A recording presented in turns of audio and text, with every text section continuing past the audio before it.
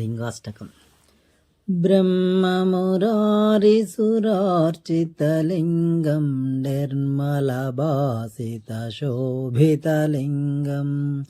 जन्मजदुःखविनाशकलिङ्गं तत्प्रणमामि सदा शिवलिङ्गम् देवमुनिप्रवरार्चितलिङ्गं कामदहनकरुणाकरलिङ्गम् रावणदर्पविनाशकलिङ्गं तत्प्रणमामि सदा शिवलिङ्गम् सर्वसुगन्धसुलेपितलिङ्गं बुद्धिविवर्धनकारणलिङ्गं सिद्धसुरासुरवन्दितलिङ्गं तत्प्रणमामि सदा शिवलिङ्गम् कनकमहामणिभूषितलिङ्गं फणिपतिवेष्टितशोभितलिङ्गं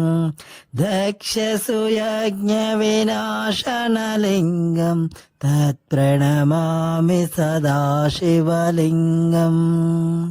कुङ्कुमचन्दनलेपितलिङ्गं पङ्कजहारसुशोभितलिङ्गं सञ्चितपापविनाशनलिङ्गं तत्प्रणमामि सदा शिवलिङ्गम् देवगणार्चितसेवितलिङ्गं भावैर्भक्तिभिरेव च लिङ्गं दिनकरकोटिप्रभाकरलिङ्गं तत्प्रणमामि सदा शिवलिङ्गम् अष्टदलोपरिवेष्टितलिङ्गं सर्वसमुद्भवकारणलिङ्गम् अष्टदरिद्रविनाशनलिङ्गं तत्प्रणमामि सदा शिवलिङ्गम् सुरगुरुसुरवरपूजितलिङ्गं सुरवनपुष्पसदार्चितलिङ्गं परमपदं परमात्मकलिङ्गं तत्प्रणमामि सदा शिवलिङ्गम् लिङ्गाष्टकमिदं पुण्यं य पठेच्छिवसन्निधौ